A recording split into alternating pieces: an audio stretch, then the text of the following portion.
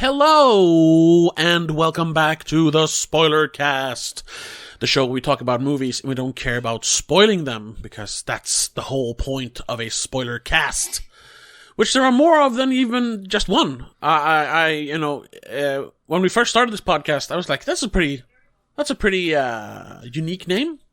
Turns out it wasn't. No. And they've become more and more, unfortunately. Anyway, maybe we'll have to rebrand eventually. Maybe, at some point. I know other people have done it successfully. Anyway, my name is Tobias, and with me as always is my sister and trusty co-host, Rebecca. Hello.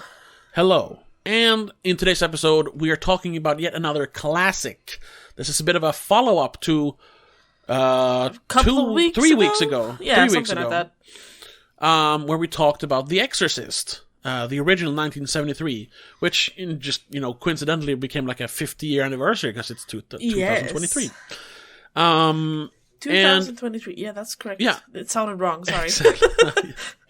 And why we actually talked about The Exorcist was mainly because I wanted to talk about the sequels, and more specifically, one of the sequels, which we're going to talk about today. So in today's episode, we're going to talk about The Exorcist 3. Sometimes subtitled Legion. Right. So, The Exorcist 3 from 1990, written and directed by William Peter Blatty, who wrote the original book and wrote the book Legion, which The Exorcist 3 is based on. Yes. Both the book and the movie is sort of a spiritual sequel. There's hard connections. There's characters from the movie and the book in this new movie and book, but it's kind of meant to be able to work as a standalone movie. I think it certainly helps to have seen the original, but I don't think you have to. No, agree? It perfectly works on its own, actually. Because complete honesty here, I've been very tired this week and trying to watch The Exorcist 3. I don't know if I followed along, but I was this has nothing to do with the original, has it? Except for one character in my head. And I guess the demon, sort of. Yeah, the whole demon part is a little fuzzy. Yeah. Well, there's several characters. You have Detective Kinderman, which is the cop from the original movie. Oh, that's true. He is it's just a different. It's a different actor. Yeah, his name is Kinderman. And like we talked about it in the Exorcist episode, that I think he has a bigger role in the book, so that made sense to make him the main character in the next book. Of course, his friend Father Dyer is Karras' friend in the first movie and first book. Oh. He's the priest who when Karras falls down the stairs, he's there to say, "Do you want to give your last confession?" Yeah. Before he dies. It's that character who popped up here and there, and now he has a little bit bigger role in this movie. The guy who helps Karras in bed when he's drunk. Yes, exactly, after his mother dies. But it's because it's later and they've aged. I'm like... Yeah, I mean, they're supposed to be 15 years old. Sure. But in my head, I just went, what? Who? I know these names. Yeah. Who are these? Yeah, but they're minor characters in the first movie, so you don't really think about it. Yeah. And I mean, even, of course, Damien Karras is in this, even though he's technically called Patient X in the credits. For some reason. Even though they call him Karras, don't they? Well, they talk about Karras, but that's because it's only Karras' body. He is not in there anymore. His spirit is not there. That's instead James Veneman, or the Gemini Killer. Yes. Or maybe it's even just a demon. We're not sure. That's a little fuzzy, which makes it more mysterious, which I think makes it creepier. And of course, they talk about the whole situation in this movie stems from the fact that Damien Karras died at a very opportune moment for the Gemini Killer. Yes. So he could take over his body with the help of the others. Legion, which I'm guessing is, demons or the devil. And that this is sort of a... a vendetta for the demon, or the demons, Legion, as they call it here, against Karras, to use his body to commit these sacrilegious, heinous acts, murders, Yeah. So that aspect is the least interesting for me. That the demon has some sort of personal vendetta. I get that it's there, but I think it's just more interesting that it's sort of the same theme as the first movie, the loss of faith or lack of faith, which Kinderman has in this movie.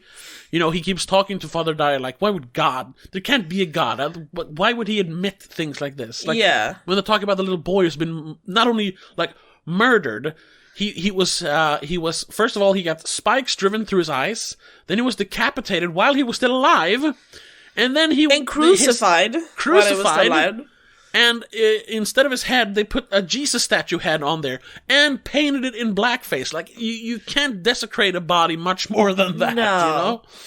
And these horrific murders that are being committed by someone who seems to be this, copycatting this killer from 15 years ago, right around the time of the first movie. And actually getting it right, not just doing the fake stuff they put in the newspapers. Exactly, and this is why Kinderman gets so involved in it, because maybe they didn't actually catch the Gemini killer, but, you know, they did, but sort of didn't. And that's the thing. Yeah.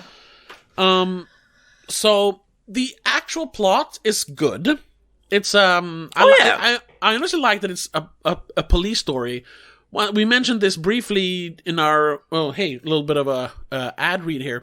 In our commentary track this month, well, technically last month. Because we release a commentary track every month. In the last weekend of the month, we release a commentary track, and it's always sort of themed around what we've talked about during the month in the podcast. So in January, it was, of course, The Exorcist 50th anniversary.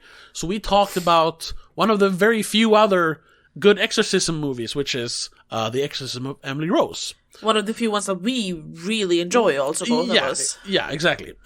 And we talked about the director and writer of that movie, Scott Derrickson, who also made a movie called Deliver Us from Evil. Yes. And how it's a unique movie in that it mixes a police procedural, like thriller, with an exorcism horror movie. But then I didn't think of this movie, which is basically that. By the way, this commentary track is obviously on our Patreon. Right, I forgot to mention that. It's on our Patreon, patreon.com/don'tmakescene. So if you want to check it out, you have to go there. I completely blanked on this, even though we've been prepping for weeks to talk about this movie. But it's because this one doesn't actually involve an exorcism, though. No, this is just a police procedure film that happened to deal with something that might be supernatural. Yeah, there is like sort of an exorcism in the end. Well, yeah, sort of. But if you think about it, like I said, it's very reminiscent of the first movie. The only difference is that we don't really get to we don't get to see the victim of the possession that much. Exactly. But we do, there's the whole build-up. There is the guy, our main character, Karras in the first movie, Kinderman in this, both struggling with faith, and having people around them trying to, help, but then they become victims of the demon, so to speak. Yeah. And then it ends with an exorcism where a person has to sacrifice himself, even though it's not the main character this time. It's Damon Karras again. Yeah. So it's very similar, like I said, and dealing with similar themes, and I like that. Almost to the point where I think I like this more. This is more interesting to watch in a vacuum again. Also because it does work, it is more interesting to watch because you get more of the trying to figure things out rather than just having them, we need to say prayers. We need to have, we have to believe when we do this to make it work. Here it's literally trying to figure out who's killing these people and then having weird stuff happen. Yeah, it is. It's gonna be so weird to, talk about the first exorcism. It didn't really get this part as well as Listen, you can go back to that episode. It is one of my all-time favorite movies. I think it might be my top 10 of all time. It is for me at least, it's a perfect masterpiece, and which more than enough deserves its classic status, because you talked about it as well, how some movies might not actually deserve a classic status. Yeah. Anyway, once again, it's out on Patreon. Check it out. The Scene and Rain episode. Oh yeah. Yeah. But watching this, and every time I watch this, I think I like it a little bit more, because I've seen it, I think, 4 times now since I discovered it. A few years ago.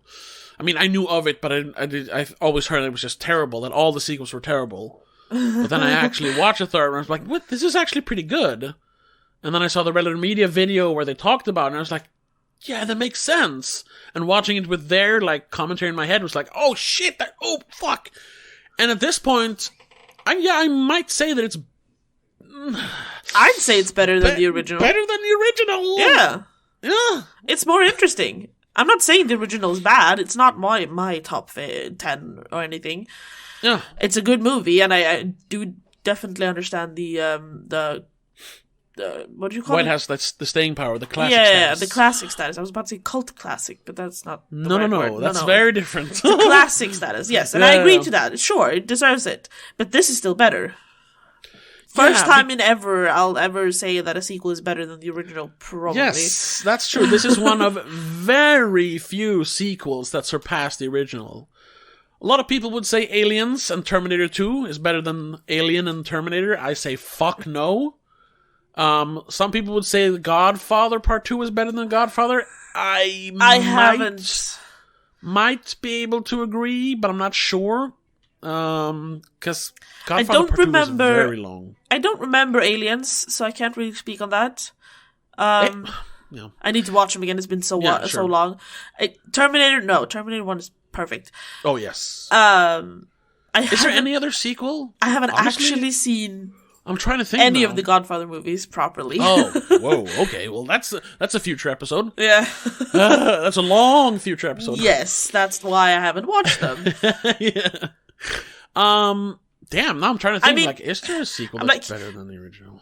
It depends on how you look at it. If you look at, like, the Harry Potter movies, they do get better and better, but it's because you age and the quality gets better and the story develops within all of them. It's you can't really, like, you don't really compare them. You watch them together. And that's. I mean, they are sequels, but it's like a continuation of an ongoing story. So it's hard to say, like, oh yeah, I always liked the first Harry Potter, but like, no, you didn't. No, they're little kids. The effects are worse. It's kind of silly. If anything, you probably start liking the movies better around number 4 or something. Yeah, I was gonna say my favorite, at least that I can remember, is probably 3, because it's the most like stylish one, and it has werewolves, which is cool. Yeah, well, one werewolf. Aren't there 2 in the end? No, that's not a werewolf. But he's not a. Oh no, he's just a dog or something. Yeah, he's an how do you? Animagus. Yeah, that's the word. Who's the Potterhead here? Shut up. Anyway, back to The Exorcist, I suppose. Or back to sequels. Yeah, it's I don't really know. There. A lot of sequels aren't better in general. This one, however, is definitely. Yeah, like off the top of my head. So please, if you're watching this on YouTube or anywhere where you can comment, please comment. Other than Aliens and Terminator 2 and Godfather 2, which sequels are actually hey, I just thought of one though. God damn it! I was about to say, or you can tweet at us, or tweet at us, of course, at the Spoilercast, or comment on the Instagram. Yeah, at the Spoilercast. Yes. But last year, fucking Top Gun Maverick. Oh right. Jesus, that's because it's also like Christ. It works in a vacuum as well, so you can't. I don't really think of it as like a sequel. It's like a new movie. It's just happened to include some characters. Yeah, it's because it's a backstory you could have in a first movie. Yeah, it just happens to actually be based on another movie. Exactly. But still, that is a sequel that technically is much better than the original. Oh my god! Have you rewatched that yet? Oh yeah. I haven't yet. I really want to, but I just haven't. My boyfriend has a thing where he starts loving a movie so much he watches it like once a week. Oh, okay. Maverick's one of those by now. Oh, okay. I'm scared I won't like it as much. Oh, it's still entertaining. So much. Okay. I haven't sat down and like properly watched it full on through, but I've like sat down 20 minutes in and go, yeah, I'll watch it. Okay. Yeah. It's so good. It's so good. Yeah. Check out that episode. Yes, check out where we talk about man crying. Oh my god. Yeah. But back to The Exorcist 3. Yes, let's actually talk about it now. Along with me being tired, probably. Yeah. It feels a little. I don't know if it's just weird, and I can't really follow along in their conversations. The conversations between Kinderman and Father Dyer. It's like they're talking about shit that has no value with anything, but to them it obviously means something. Yes, and that is what I really like about this. I love the dialogue. But it's weird. It's weird because it's like it's like general conversation. They almost never talk about anything specific, like, oh, Father Dyer, you must help me to solve this, and I want to talk about my feelings about how this world is so terrible. It's always like, it's so casual. It's like they're having a general conversation, and these themes start to come up.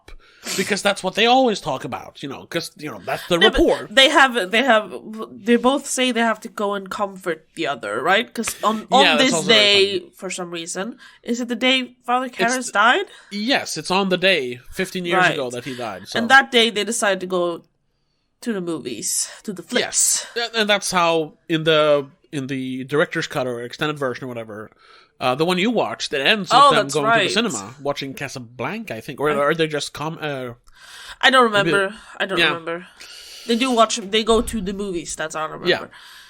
So they've kept this up over the last 15 years. And then they have a little, like, coffee and talk. And that's when Father Dyer goes, I heard about the kid on the radio. Did you know him? And he's like, yes. Do you want to talk about it? No. No.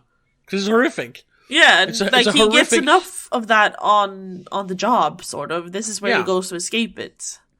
Yeah, and that's where they talk about, where they get into the whole, why Kinnaman can't believe in God, because why would God allow this to happen to his flock, so to speak? To a child, specifically. Specifically a child, yeah. And just everything he sees every day, because it's getting worse and worse. Yeah. And that's also... Just to skip ahead a little bit, that's also something I really love in this movie. How it's not like in Seven, where the world is, fucking a dystopian nightmare, and it's raining all the time and everything's dirty and trashy. But there is this nihilistic tone to everything. Like people don't really care anymore. Yes. Like the main nurse. Who she does her job, but she doesn't really seem to care that much. She's the skinny one with is it red lips or red nails? Red lipstick. Red lips, yeah. Yeah, she's just doing her job, literally. Like the other cops, except for the African American guy, the younger cop, he seems to really care about his job. But the other cops, what do you call him, Lord Jim or something? I don't remember. Did he actually have a name? I actually don't know. No, but the Kinderman calls him something specific. After he's been on, did you enjoy your trip on the river or something? And he calls him something specific. Either way, I don't remember. Yeah, he's only there to like convey information, though. He doesn't really have much of a personality. No, exactly. But I do. It's kind of funny because I'm wondering. No, okay, I'm not going to go into this big tangent about how like people like get an agent and pop up in a bunch. No, I'm not going to talk about that. But I do recognize him from a bunch of other movies around that. A few other movies around that time. He has a small role in the first Die Hard movie as a cop, I think, like one of the main cops. He's also a CIA agent in License to Kill, the second Timothy Dalton Bond movie from '89, and then of course he did this in 1990. I might be misremembering, but I think he's in the first Lethal Weapon in 87. So there's this timeline where he pops up everywhere, mostly playing cops or agents, or only playing cops and agents. Huh. But then, at least I can't remember him from anything after that. So I'm wondering, like, his agent really got him a few good gigs to like, get him into the industry, and then he disappeared because it didn't really work out. I found a really weird. It's not a cameo technically, but to me it's a cameo. The blind man in the dream. Oh yeah, that's Samuel L. Jackson. I did not realize super that. Early role. Yeah, no, because he's the one who says the living are deaf or something. Because the lady's trying to reach us on the phone in the dream sequence. He's dubbed. It's not his voice. That's why you don't really recognize him, because he has these big headphones, big glasses. You can't really see it's him. Yeah, that's true. But if you know it's him, you see it.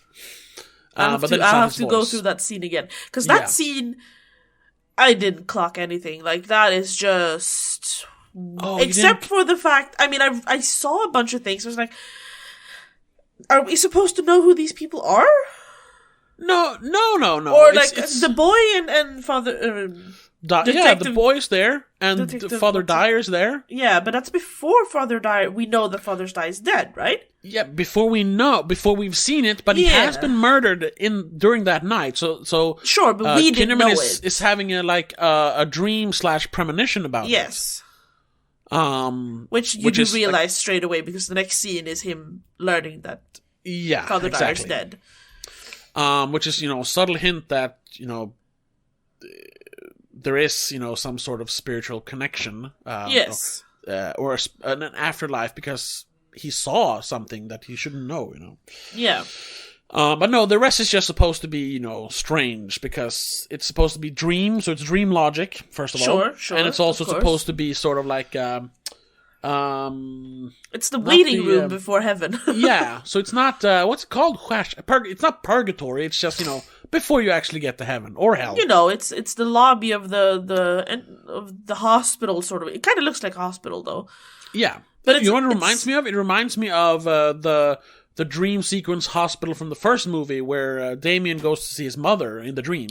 Yes. It's all white, and it has like very high ceilings, it feels like, in the movie as well. I'm guessing they wanted to do a bit of a similarity there, just to probably have like some more connection. Yeah. Because it makes sense. That is, again, I think it's that's where he realizes that his mother's dead or something, or is it after he knows she's dead, he's just finding comfort in seeing her again? I don't remember. Yeah, he's he knows he already knows she's dead. Right. He's just dreaming about it. It's him, it's supposed to symbolize him falling further and further away from the grace of God. So yeah, that's the one. That's why you see the rosary fall. Just as you see the rosary fall in this. Yes. Yeah, in the beginning of that dream sequence, and that dream sequence also is there to like emphasize the fact that people, this is what he says, the living are deaf, because you can't contact us from heaven because we won't listen because we've lost our faith. Yes. That's part of that, And I love, once again, the dialogue there when the little, what's the kid's name? They mention it once, I think. Yeah, the last Kintry, isn't it Thomas Kintry? Yes, Thomas Kintry, yes. When he walks up, like, hey, Detective Kinderman, he's like, hey, kid. And he's just like, I'm sorry you were murdered, but that's okay. It's so, because it's a dream, so, It's casual. Yeah, but I love those little touches. And like we mentioned before, like, how just general conversation between Kinderman and the other cops and Father Dyer, reveals so much about their character. Like, there's almost no exposition in this movie, other than talking about the victims when they were murdered. But sure, but that's not exposition. That's what they have to do. That's procedure. Yeah, but you find out so much about all the characters through dialogue between the characters, and that really shows that not only is this based on the book, it is adapted by the actual author of the book. Yeah. And he is also directing, which is why there is a lot of just scenes of people talking, I think. Yeah, because how else would you convey anything in a book without them talking? But beyond that, William Peter Blatty, he was mainly known as an author. I mean, he was an author. He wasn't ever a director. He made 2 movies. He made The Ninth Configuration, which is another based on a book. I don't know if he wrote the book, though. Doesn't matter. He wrote the script, at least. Yeah. And then, of course, he wrote and directed this movie. And this is his second movie. I think Ninth Configuration was a few years before. But this movie is it has such a distinct style. Not that it's like, it's not that it's like stylish. It's not like a Matrix movie or anything. No. Or like you said, like Seven. It doesn't have that.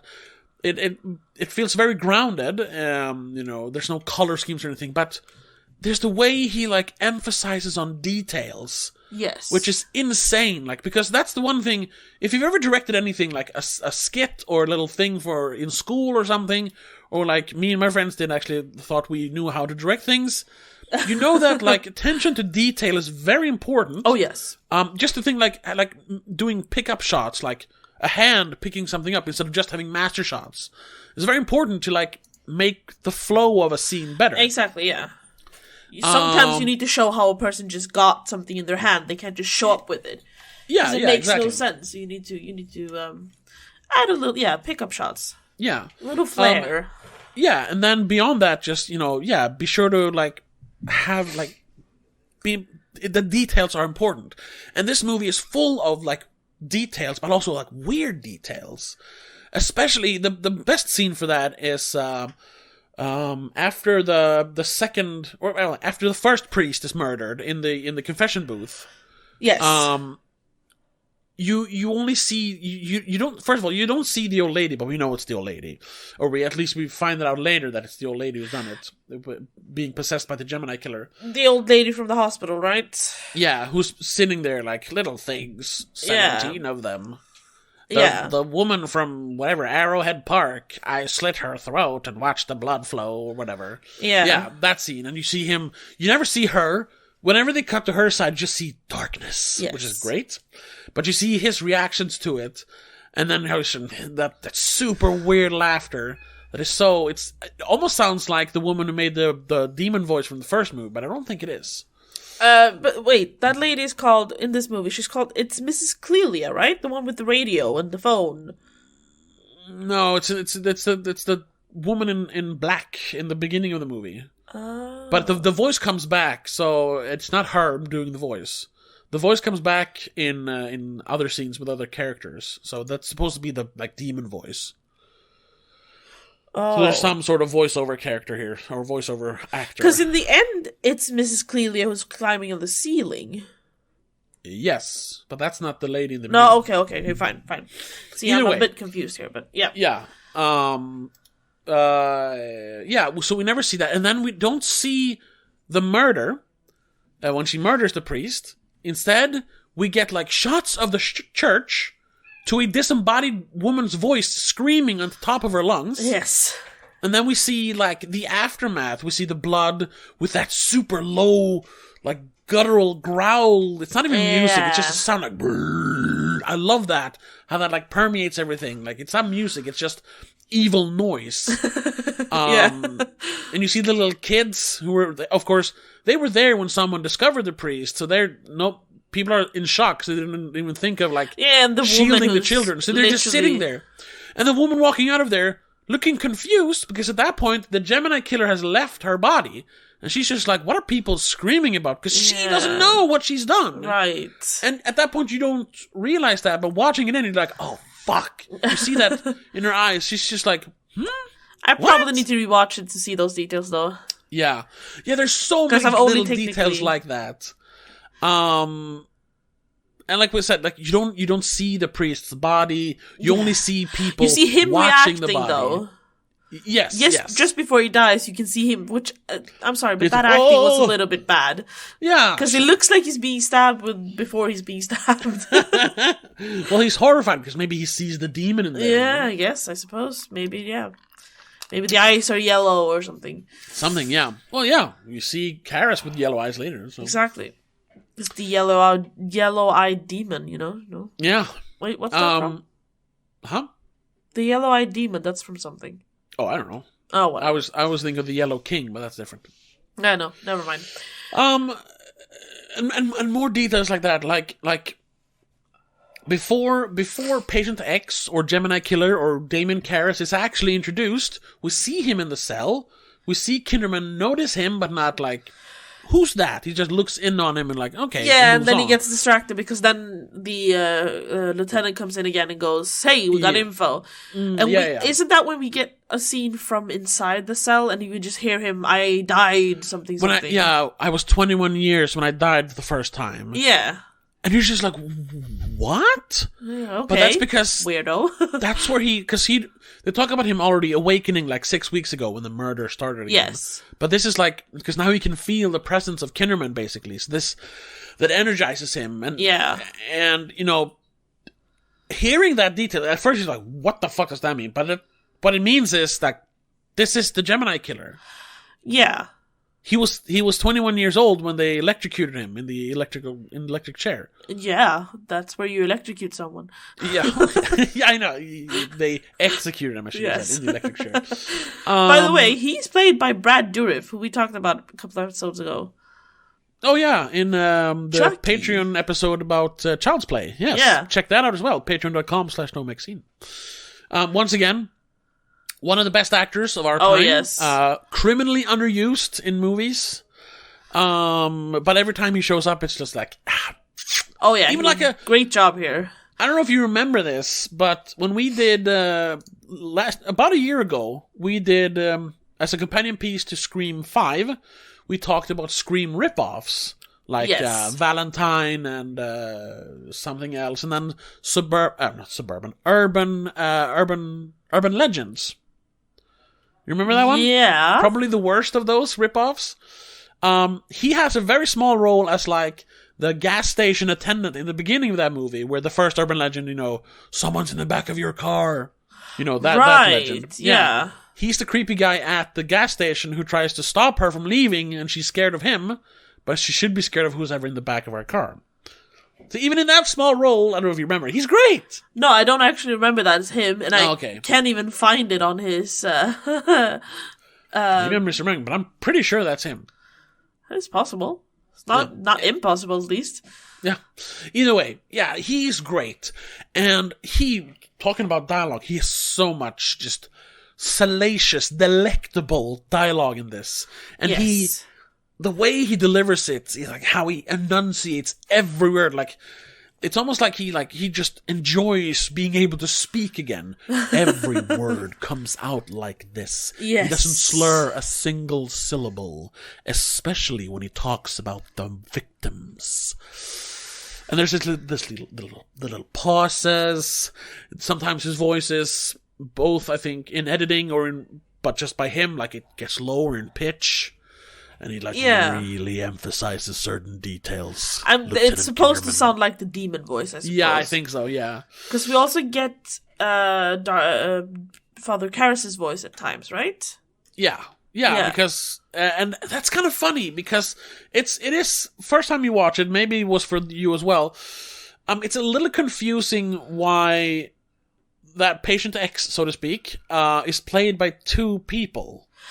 No, I got that part, but I don't understand. Okay. I don't understand how Father Karras can be there, though. Well, he explains in one of the few but very long exposition scenes where he explains that, when he died in the electrical chair, his spirit or whatever was up in limbo, so to speak.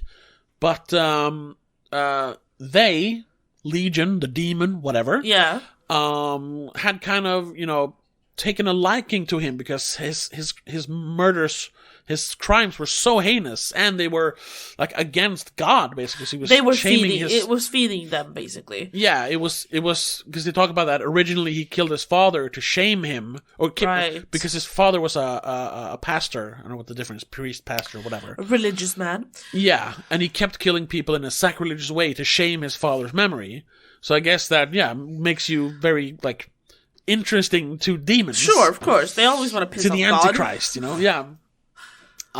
So they wanted him to continue his work, because just like the demons, their one purpose is to make people lose their faith. Yes. We talked about that in the Exorcist episode. It's to mock God. That in the Exorcist. Yeah, it's to mock God and make people leave the grace of God, basically.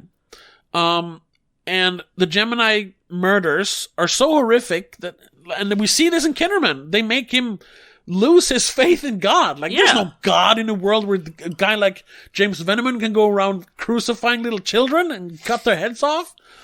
Or, split open a nurse and fill her body with rosary beads. Yeah. No, there is no fucking God here. Or empty a body of blood and put it beside him. Yeah. Exactly. There can't be a God. That's why they wanted him to continue murdering people. Because he was just doing their work for them. Yeah, and they chose Father Karras because he died at the same time, right? It was fortuitous, and he talks about that. It's a great irony, because he dies at the very same time, so you have a fresh body, but it's also the body of a man who defeated a demon literally moments before. But did they then reanimate Father Karras' body with the Gemini killer's spirit? Yes, and he talks about this, how it took him weeks to even, get his brain to work again. Because that's also interesting. So it's like Karras technically just got brain dead from that fall. He didn't actually die. No, he did die, but to the rest of the world, I mean. Yes, because they did bury him. They talk about how it took him days to get out of the coffin. That cheap little coffin. Oh, right. Vow. When he talks about a vow of what's it called? Not cheapness. Whatever, a vow of not living too expensive. Yeah. He's pathetic. Yeah, because he doesn't care about things like that. Oh, but then how did people react when he all of a sudden re-emerged? Well, that's the thing. Like, he wasn't like a well-known person. Other than him doing this exorcism, which I don't think was like big news thing. When people picked him up, they just thought he was some crazy guy walking along the pier, because he talked about how they picked up, or he was walking along the river or whatever. They thought it was a crazy guy. That's why they brought him to the hospital. And he's been put in there because he's trying to explain to them that, yeah, I'm the Gemini killer, but I'm in another person's body. They're you're crazy. Stay here. He was basically catatonic, because the Gemini killer talks about how, like, for the last 15 years, he's been trying to, like, make the body work again. Unfortunately, he's stuck in this cell now, so he can't physically kill anyone. But since he is surrounded by all these weak minds, he can transfer his consciousness into the other people. And make them do it. Catatonics are such easy prey, as he says. That's why he uses old people to kill, to murder his victims. I just find it a bit odd that no one reacted to, hey, you're that guy who died. You're that guy who performed an exorcist on that actress's daughter. Yeah, all those years ago. That is a bit of a flaw, which they do address. Like, some people knew, they didn't believe it. Yeah, because the creepy doctor who works in the disturbed ward, which I love that. This is the disturbed ward when he says it. Yeah, they're not psychopaths; they're disturbed. Who also he has a bunch of occult stuff on his walls, and he seems very nervous. Obviously, another man who has completely lost faith, not just in God but in humanity. Yeah, he's the always last looks nervous. Doctor to die. Yeah, right? he's always smoking his cigarette, lighting another cigarette with the butt of the last one. Yeah, he commits suicide because he knows that the guy in cell 411 is Damien Karras, the guy who died 15 years ago. Cell 411, is that really right? Because Father Dyer is in room 411. Oh, sorry. No, yeah, he's in cell something else. Sorry, yeah. It was room 411. Yeah, that's right. Sorry. And he knows about it. And obviously believes trying to deal with the fact that, like, how is a man who died 15 years ago sitting alive in that room? And it's like the last straw for him. And then when the cop comes in and starts saying there's a Gemini killer who's probably not dead, and there's like, yeah, there's some more weird shit going on. Exactly, and it becomes too much for him, and he just kills himself. Yeah. Right. But back to those scenes between Kinderman and Patient X. It's fucking top-notch dialogue delivered by one of the best actors ever, with that fucking voice and the way he's acting and how he can switch from, because sometimes it feels like he is the demon. For the most part, it feels like the demon talking. But then there's those moments where he just becomes enraged, like, no, I'm still alive, For me, that feels like that's James Veneman. Like, he's still stuck in there somewhere. That's a Gemini killer, yeah. Gemini.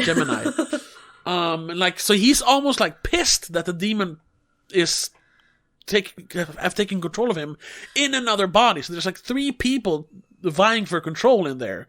Because then you have a few moments when it's actually Damien Karras. Yeah, especially towards the end. Especially towards the end. And the one time, which we don't see in the movie, but we hear someone mention that he, like, the first thing he ever said was, save your servant, which is, of course... Yeah. A hint at how to defeat the demon, or in the end, save your servant, kill Damien Karras so that he's not stuck in this hell that he is stuck in. Yeah. So save him by killing him, but also save your servant, because that's what God did, Once again, connecting the whole thing to God, faith. Yes. Oh, it's so good. It's so that's the main thing. Like, sure,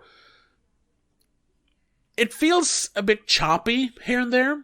I think sometimes they literally cut, like, the second someone has finished their sentence, they cut to another scene, and it just goes right into dialogue in another scene. And there's a few times, like, all of a sudden, Kinderman is visiting Father Dyer in the hospital, and he's like, what? But 10 seconds ago in the last scene, he was fine. Like, what happened? Yeah. There feels like there's things missing, and I know we get one scene in between where he gets no, that's when he's dead. Fuck. Exactly, that's when he's dead. Yeah, he just shows up at the hospital and you're like, who's he visiting? Oh, Dyer? Okay. When did that happen? How did he know? Yeah, and I know that there was a lot of studio pickup shots missing. Yeah, and I mean the whole thing with the Father Morning, who's like, who is this guy? What is he doing here? You know, the blonde priest. Oh yeah, who feels completely separate from the rest of the movie, and guess what? That's because he is. Those are like reshoots basically. Oh. Because this was one of those movies where the studio started meddling, of course. Like, no, you should do this, you should do that. Like William Peter Blatty wanted to call it Legion to begin with, because that's the name of the book. Sure. But they were like, no one's gonna watch that, so call it Exorcist 3. Okay, can I call it Exorcist 3 Legion? They're like, no, call it Exorcist 3. Yeah. So that's where it started. And then too many letters in the title cost too much to print on a poster, you know? Yeah, exactly. Especially back then. It's Revenge of the Jedi over Return of the Jedi. You save 50 cents on paint. Exactly. But then, of course, the whole, like, they wanted a priest to do they wanted an exorcism in the end, which the original ending is not that. We'll talk about that later, because and the whole thing with having like a pious priest, kind of an exorcist, just like Max von Sydow in the last movie, who is this character who doesn't really show up until the end, but he's always there, and they talk about him, and you see him. That was supposed to be Father Morning in this, but he was never in the original. He's not in the book, and he was definitely not in the script. Like, this was all supposed to be about Lieutenant Kinnerman, so they're like, no, you gotta have a priest in there as well. Yeah, you know, it's the Exorcist. You need to have an exorcism, and the priests, even though we have a bunch of priests, though most of them die.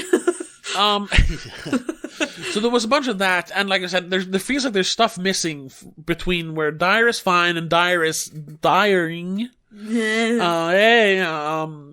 stuff missing, and it feels like there's scenes cut out, and the opening feels very choppy. The whole watching Father Dyer look down the staircase, watching Kinnerman sit in his study and like look at a picture of Damien Karras and go, Damien, Damien. It's like, what? This sort of like. I was like, what is happening? I had to rewatch that like 2 times. Like, what is he saying? No, he's just saying Damien. Why? Yeah.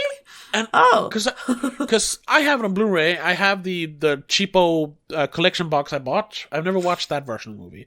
But then I have the Arrow release, Arrow Video, great company. Check them out. They release a bunch of like great editions of older movies that are somewhat lost sometimes, or like cult classics. And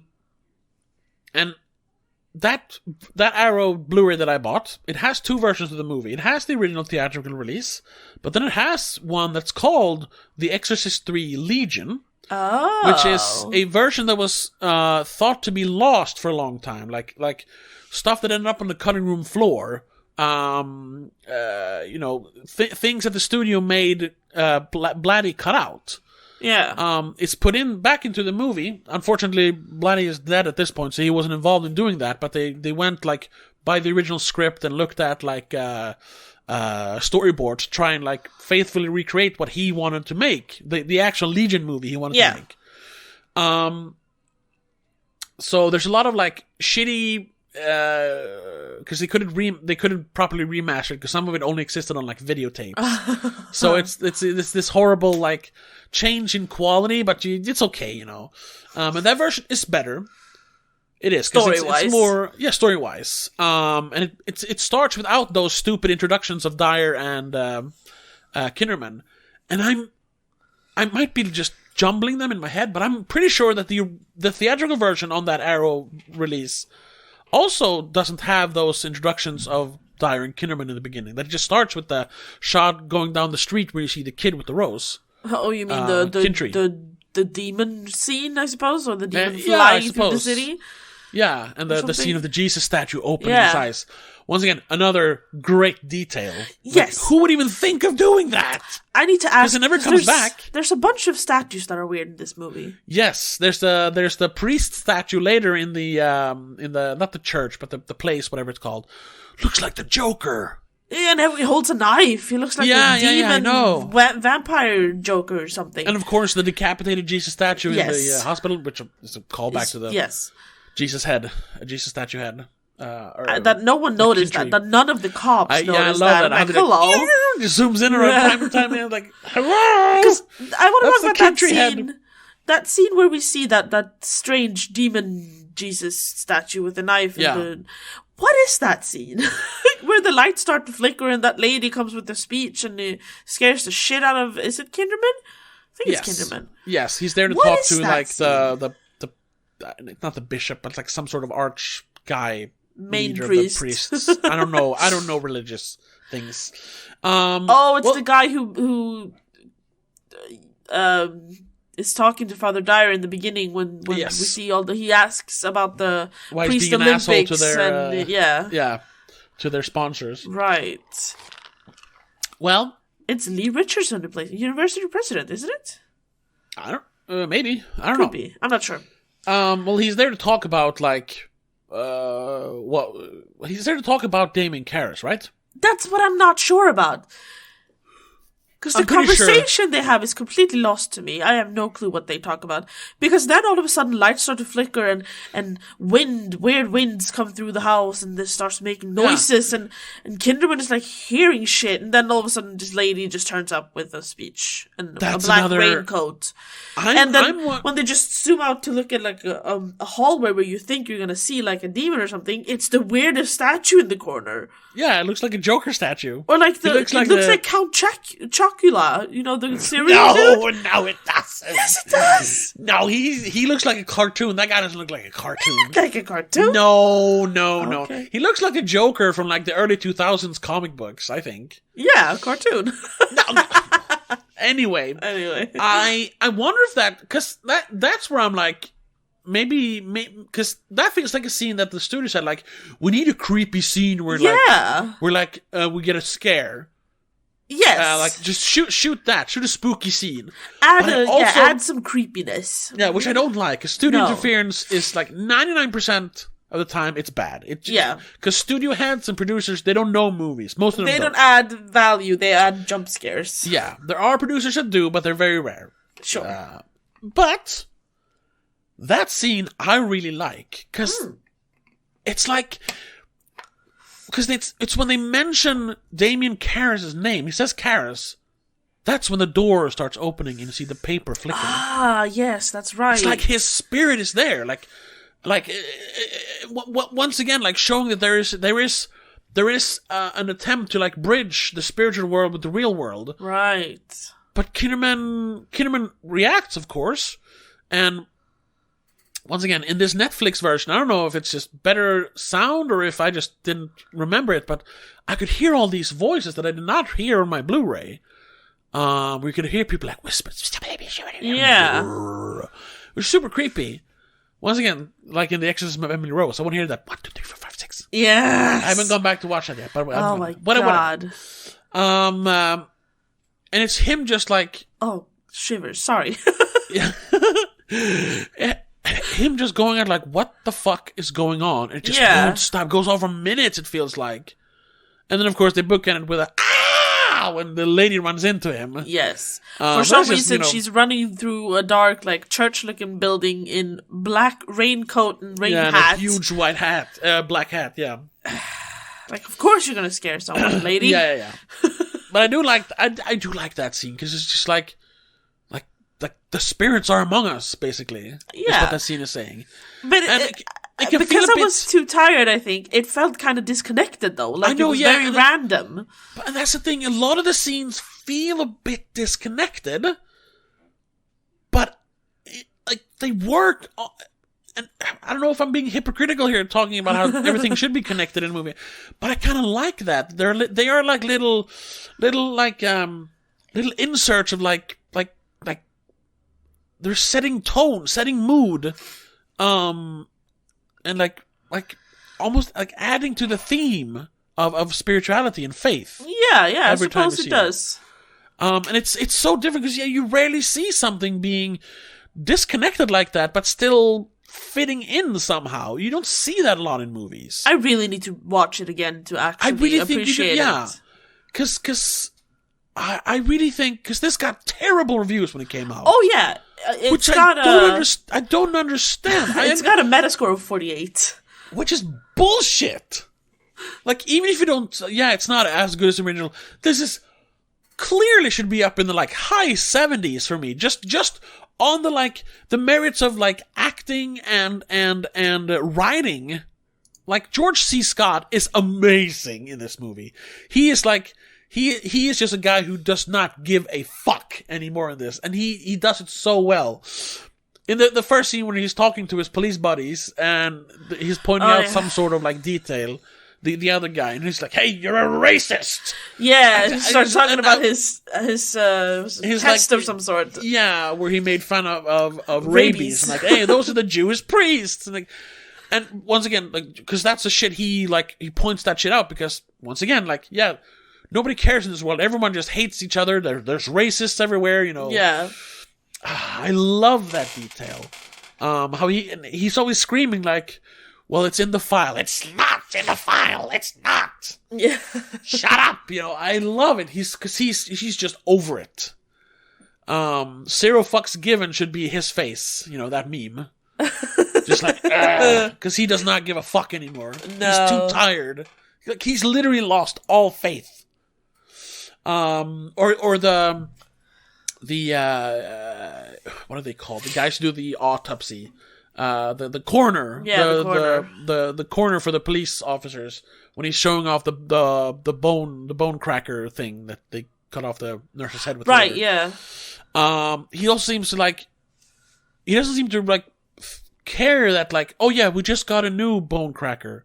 What happened with the last one? Was it stolen? And he's like, oh. Like, obviously, yeah, that's the tool they've been using to kill people, then moron. Like, nobody cares. Nobody cares anymore. They're like, yeah, even if it's not my problem. Kinnaman picks up on it. Yes. Because he's a cop. He's a good cop. Yeah, he's a cop, but that's all he sees. He just sees the bad in the world anymore. Other than when he's with Dyer. Yeah, I mean, we do get to see that a little bit with his like home life as well, because he worries about his daughter.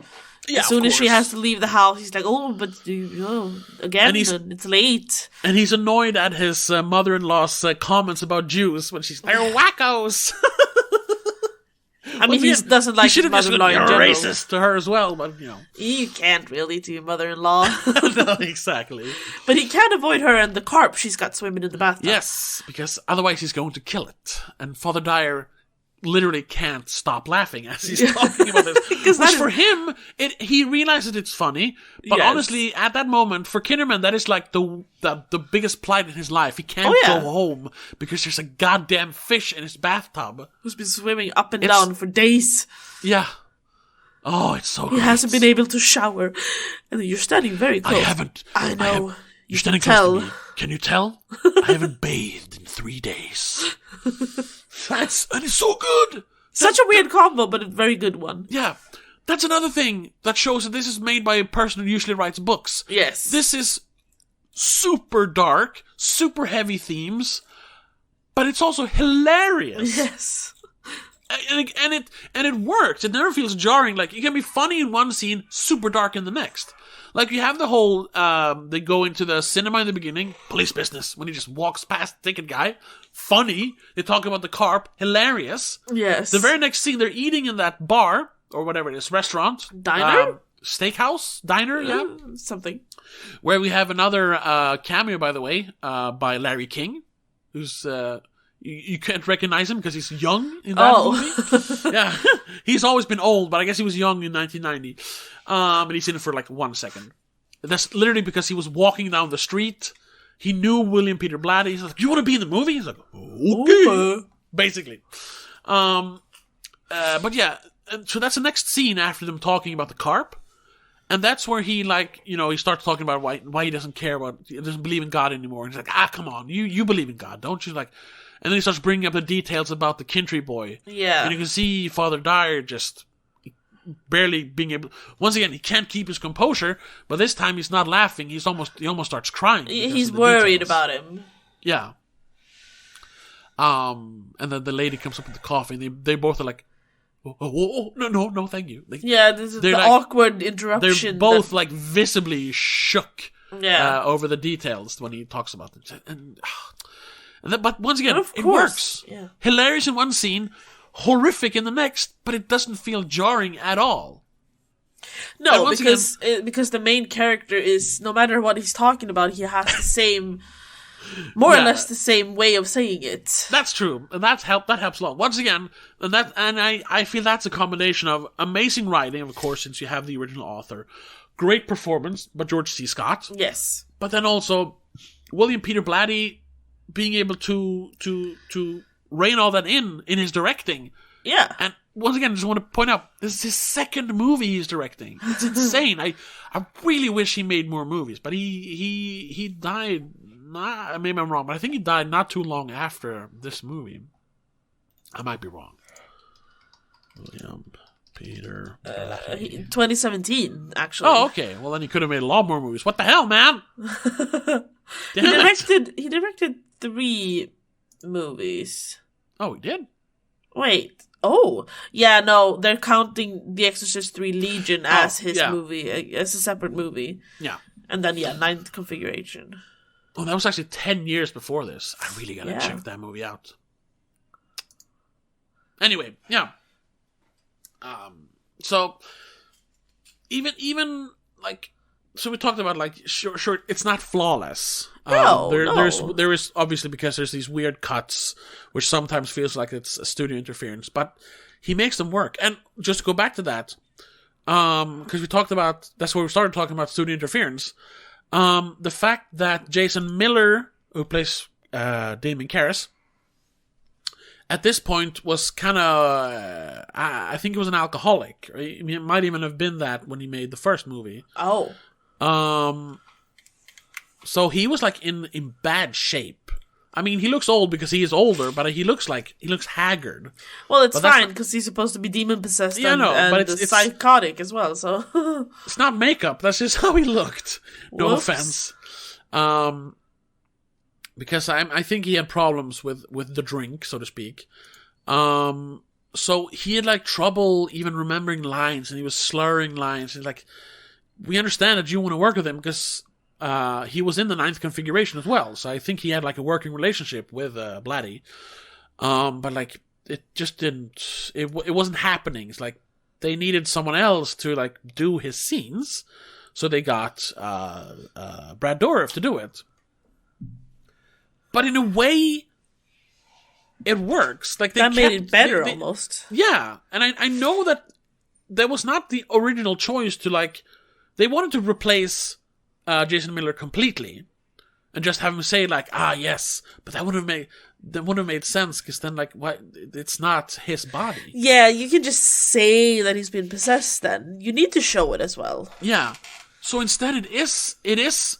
Because he kept all the lines that worked. Once again, he's great when he actually, manages is on screen. To do it, yeah. The stuff that they kept is great. Yeah. Even though it's not a lot. But because there are several like spirits or entities or whatever in there, it's a really cool choice then to have him physically look different depending on who's actually speaking. Yes. It hammers home the fact that it is different people inside the same body. Yeah. So they took this compromise.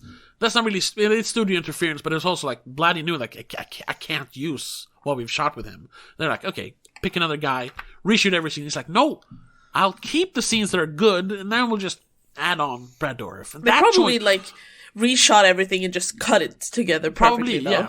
Once again, though, great choice as a director. It's like, no, I'm actually going to keep the good Jason Miller scenes. Yeah. Because then he weaved that into the character that, like, it's supposed to be Jason Miller's body, because it is supposed to be Damon Karras' body. Yes. But Kinderman sees the Gemini killer because he was the one who caught the Gemini killer back 15 years ago. And he knows by then that is the spirit. So when he hears the Gemini killer talking through Damon Karras, he sees the Gemini killer. And that works. Once again, that's very jarring if you don't think about it. Luckily, Jason Miller managed to do the last two Yes, angles. Which is the most important. When he says, no, do it now, kill me now! They wouldn't have been Jason Miller, that wouldn't have worked. Then it would, the whole movie would have fell apart. Yeah.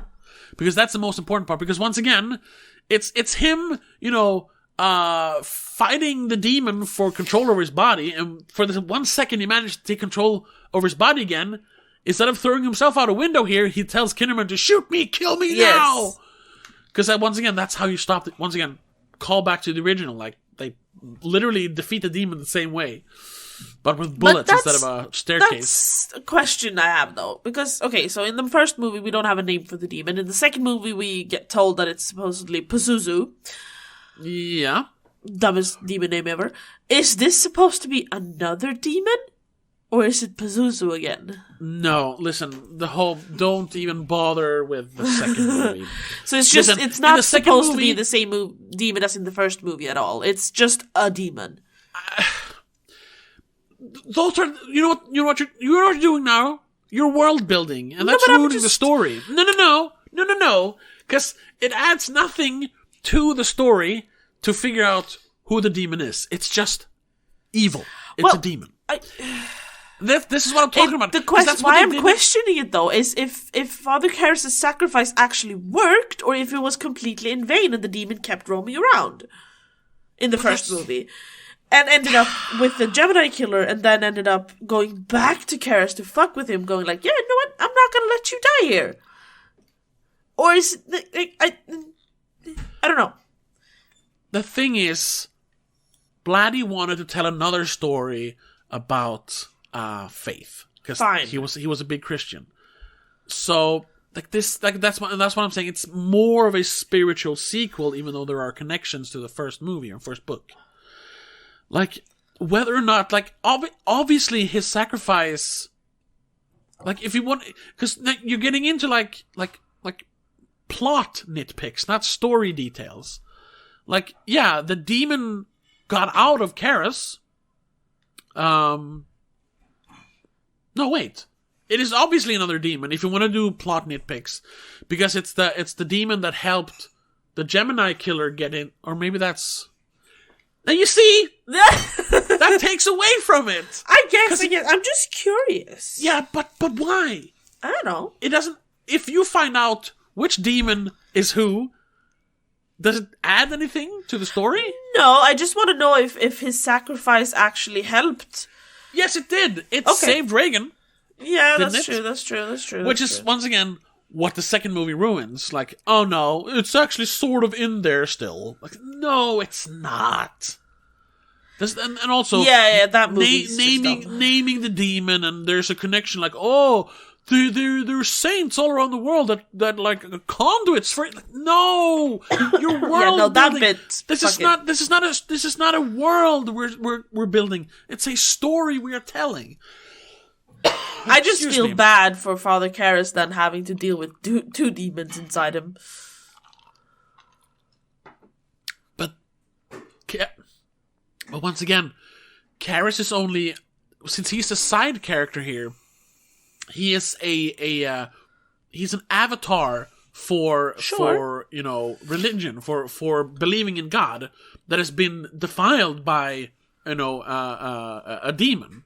Yeah, he's not really a character in the movie. It's just a name that they put on this person because it has a meaning to Kinderman. He's literally a dead body. Yeah, no, not literally, like figuratively. No, but he is a dead body, though. Yes, he is. But that's what I'm meaning. This is a story about Kinderman. Sure. They could have been different names. This could have been Father Blaras and had no connections to the original. Because they're telling a different story. Then I would have appreciated that more. They should have had different names. They shouldn't have been the same characters as from the first movie. Because it adds this little bit of like, oh, but then there's more to it. But it's also to make it easier to tell the story. Like, if we know these characters, you don't have to have much exposition, which we do. I mean, Father Karras' exposition isn't really necessary, though. Exactly. We just need to know he was a priest that died. Yes, we don't have to explain that Kinderman and Karras were friends. We don't have to explain the horrific backstory to these characters, because that was in the last movie. So it's a bit of a I don't know what you call it in English, lathund. Like, he picked these characters because they were already fleshed out. It's a bit lazy. It's a bit lazy. Because you could have written a completely different story about this, still have the same connections between characters, and just have to add that one scene, which they already show us when he's falling down the stairs like 3 times. They show him flying out of the window one time. That's because the Gemini killer kept dreaming about falling downstairs because Karis is still in there, so he's seeing Karis's past. They could have just had that and gone, like, have the little scene from a version of the end scene from the first movie where the priest, the friend priest, asks Father Karis, "Do you have any last words?" kind of thing. Just have that little bit then. Yeah. Not word for word, obviously. Well, I'm just looking this up because I don't. They talk about this in the like documentaries and shit on the Arrow Blu-ray. Because there are details that are different in the book, obviously. But I was looking like, is it actually Damon Karras in the book? Yes, it is. Okay, then. Wait, because I'm just looking at plot summary. They mention Kinderman and Father Dyer, blah, blah, blah. But here it says, there's a character called Tommy Sunlight, which we don't see in the movie. A mysterious patient found wandering aimlessly 11 years ago, I guess that's a different timeline in the books, dressed as a priest. So Tommy Sunlight is wandering aimlessly 11 years ago, dressed as a priest, who brags of being the Gemini killer reincarnated and claims to have carried out the recent murders, even though he logically could not have done so. Being secured in a locked cell in a straitjacket, at one point he claims the doctors and nurses let him out to kill.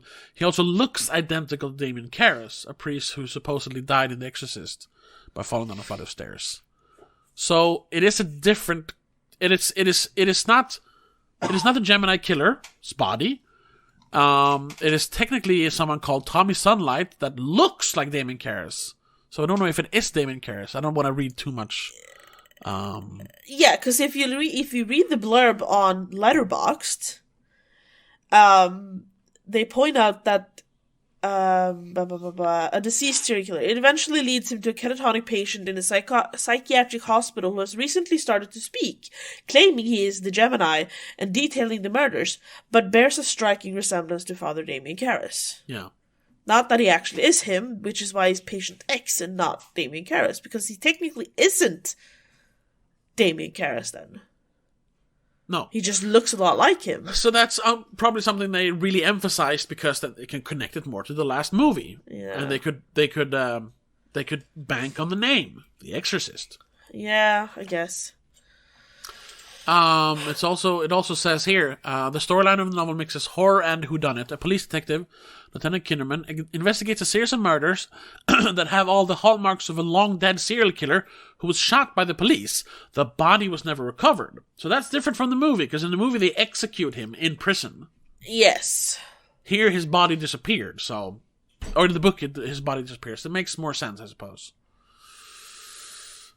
Yeah. So by wanting to connect it more to The Exorcist, yeah, they made people who care about world building go like, but wait a minute. They gave them fuel to throw on the fire. Yeah. So once again, I think if he was left alone to make Legion the way he wanted to, I think it would have been even better. Probably, yes. But as it is, I think those are very small details. Sure. Even if you want to nitpick it, those are small details. Like, why wouldn't anyone recognize his body? Whatever. Or like, was his sacrifice in vain? Like, it's not really what it's about. Like, at the time, his sacrifice was, of course, just, because he saved Reagan. And not thinking of the second movie, because nobody, like, No, that movie is bullshit. I mean, literally, we can't forget that in the end of that movie, the McNeil house disappears into a vortex in space. Yeah. The house is very much here in the third movie. I'm just saying that, you know. So yeah, I think Pazuzu and the brainwave machine have nothing to do with this. No. Yeah. I agree with that. I was disregarding it completely in my question as well, to be honest. And maybe, yeah, his But no, once again, even if you really want to like nitpick it, his sacrifice was not in vain. He sacrificed himself to save Reagan, and he Sure. It was never to kill the demon. You can't kill a demon. It's a thing without a body, really. You can condemn it back to hell or whatever. Yeah. Or another dimension or whatever demons come from. But you can't really kill a demon. At least not like in the biblical sense. I don't know if you can. In movies, of course you can, but... Sure. So then in this movie, they do the same thing. And sort of saving Karis's soul/body by in that way, like getting the demon out of him. Yeah, yes. Save your servant, like we talked about. Yes. But it's dangerous. World building is dangerous. Yes. World building... Well, here's me throwing out huge accusations. World building always takes away from storytelling. Not true. But in a lot of times it does. Yes. Anyway, I think do you have anything else to add? I think I've been ranting a lot. Sorry. It's fine. No, I realized, just as we're talking and you're ranting and I'm reading trivia at the same time, that I honestly confused reality with this movie, because I thought the Gemini killer was a real killer, but no, he's based on the Zodiac killer. Based on the Zodiac killer, yeah. I just confused them and made them in one. Oh, okay, yeah. So I was like, hold on. Yeah, there's a Zodiac killer too. Oh, right, based on. Cool. Yeah. Yeah. Oh, one last detail. I forgot. This is because I rant so much. Talking about the Exorcist 3 Legion, the kind of restored version, which is more faithful to the version Blatty wanted to make.